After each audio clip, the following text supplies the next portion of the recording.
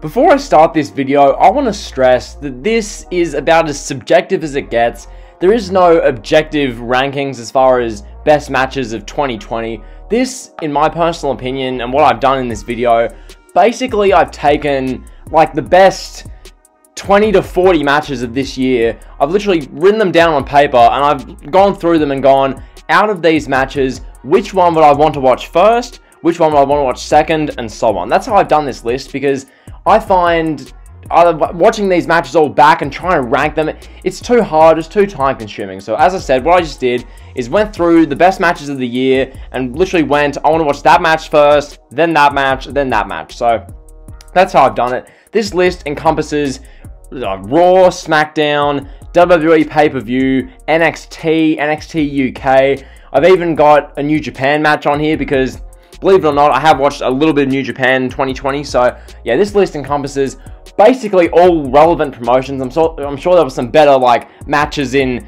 PQR wrestling and some garage fed in South Carolina or something, but nonetheless, these matches, it's subjective, but at the same time, it's fairly objective as far as what the best matches were. So nonetheless, I'm going to get into this. This video is probably going to be like 20 minutes long. So kicking us off at number 20, I've got Volta versus Ilya Dragunov for the NXT UK Championship on the October 29th episode of NXT UK. Now, this is a match, much like a few of these, which a lot of people probably have higher. The match itself is as hard-hitting as it gets. It's brutally physical. These two guys beat the crap out of each other for like 25 minutes.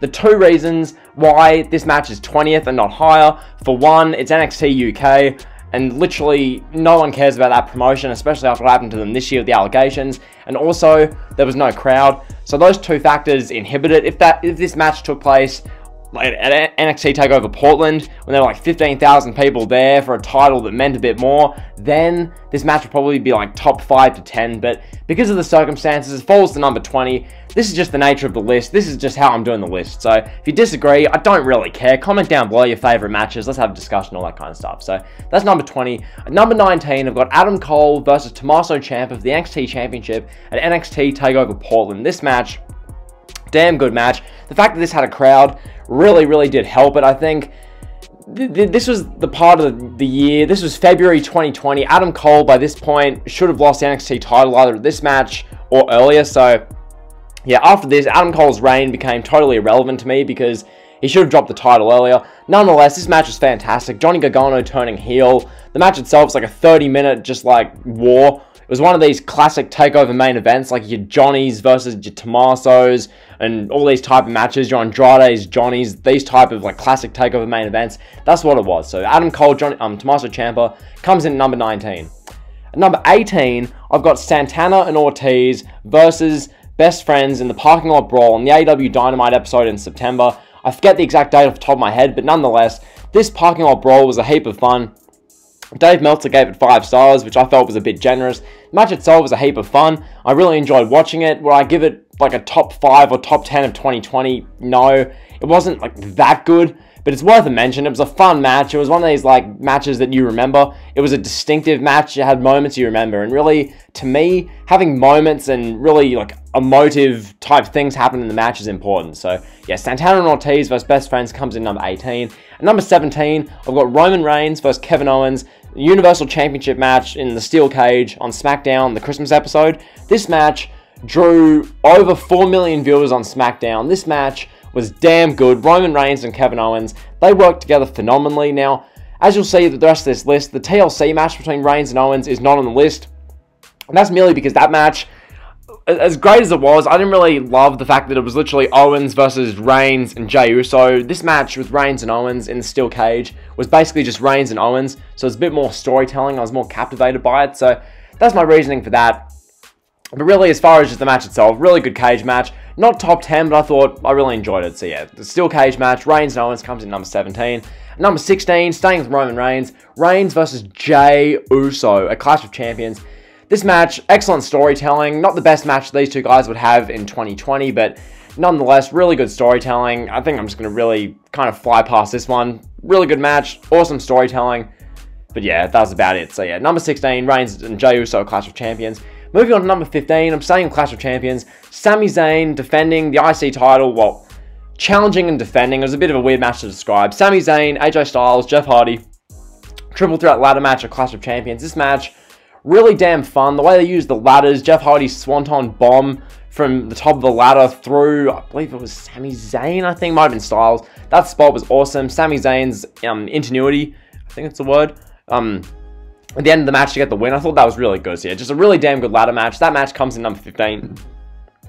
Number 14, I've got the Young Bucks versus FTR at Full Gear. This match, excellent tag team match. I think if you're like a diehard AEW fan, this match is probably like top 3 to 5 for you of 2020. Personally, I thought it was a really good match. Was it like top 10 for me? Not really. If I was going through every wrestling match in 2020, I wouldn't be desperate to watch back Young Bucks versus FTR. But nonetheless, what they did was a heap of fun. Heaps of callbacks to old school tag team wrestling. You had newer school tag teams getting, tributed in this match. So really damn good tag team match between Young Bucks and FTR at Full Gear for the tag team titles for AEW. So that match comes in number 14.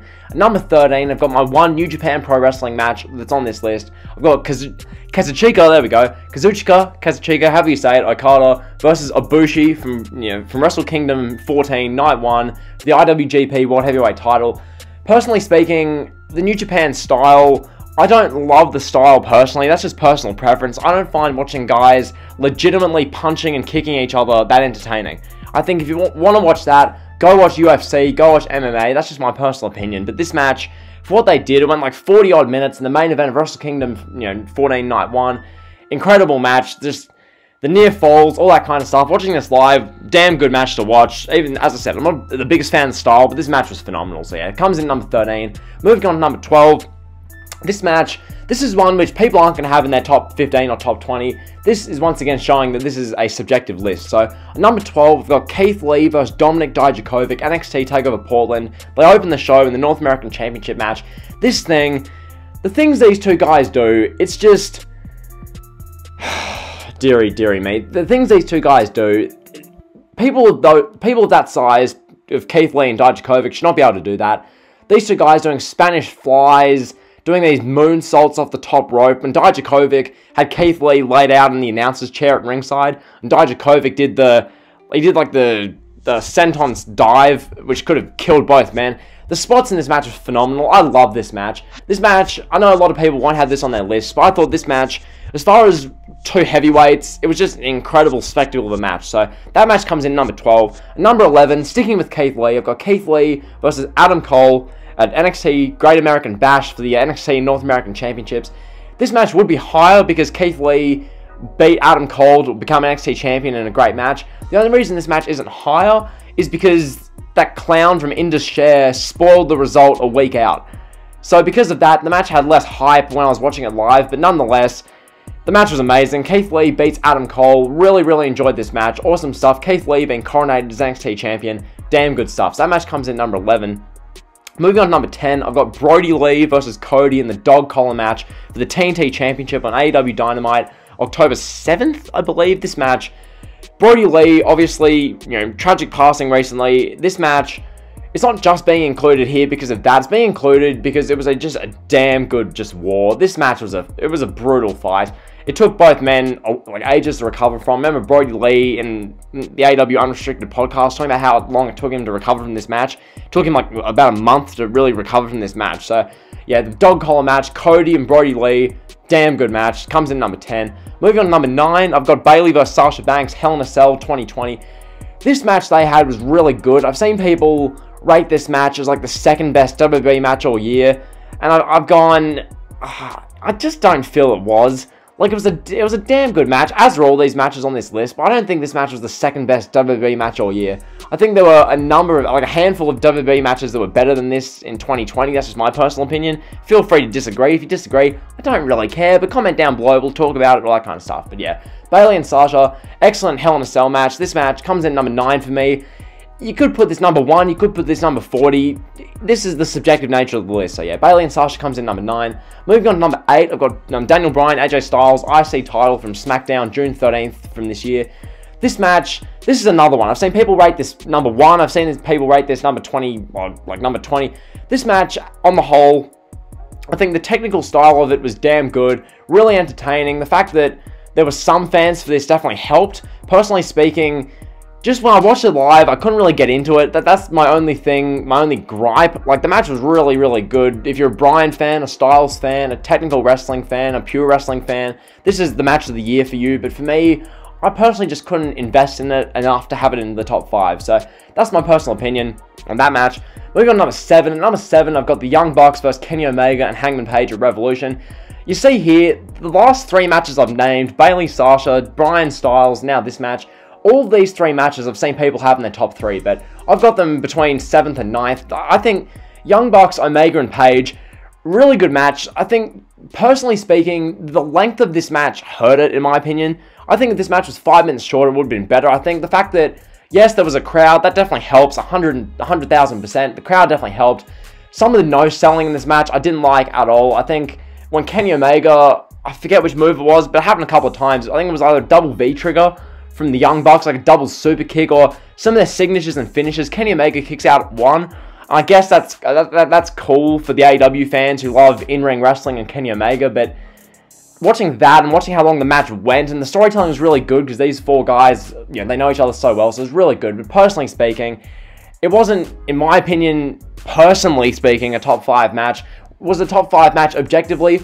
Yeah, probably, but to me, subjectively, it wasn't. So, yeah, that's that. Moving on to number 6, I've got the best match of AEW all year, in my opinion, the Stadium Stampede. This thing, a Double or Nothing.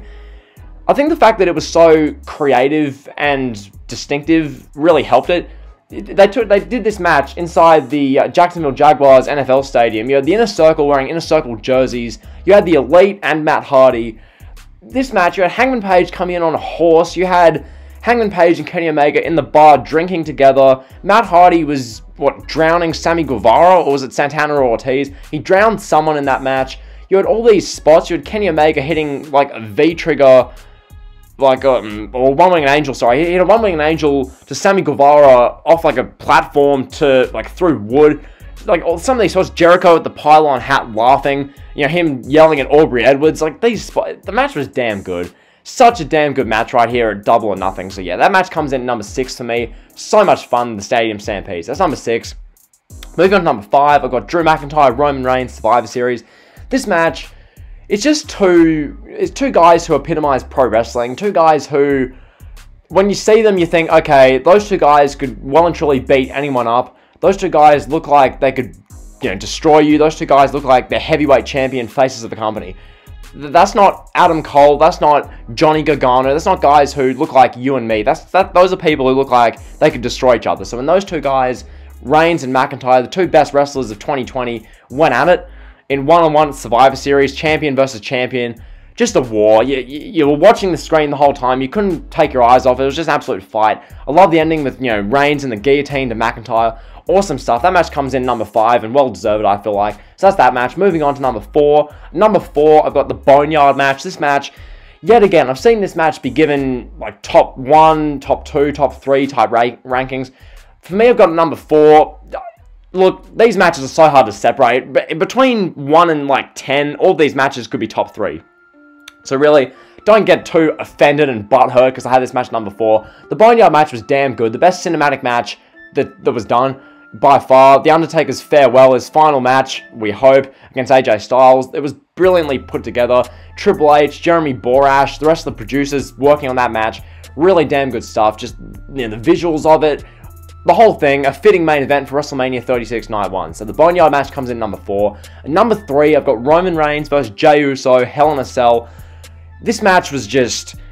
The emotion of this match, yes, it was predictable. No kidding, okay? It doesn't take Einstein to figure out this match was predictable, but the actual storytelling of it, you know, how they used the strap, you had Roman Reigns come out the gate just destroying Jey Uso. Jey Uso then got a run of momentum going for like 5 minutes. Jey Uso was on top. Roman Reigns, you could tell, was like, you know, he was feeling desperate. He was feeling desperate. Then it was that last 10 minutes where Roman Reigns was just beating the crap out of Jey Uso. He threatened with the steel steps. He was going to destroy him. Jimmy Uso comes in and says that, oh, that's family, man. That's family. What are you doing? What are you doing, Us? So, yeah, that was just damn good stuff. So, yeah, that match comes in number 3. Reigns, Jey Uso, Hell in a Cell.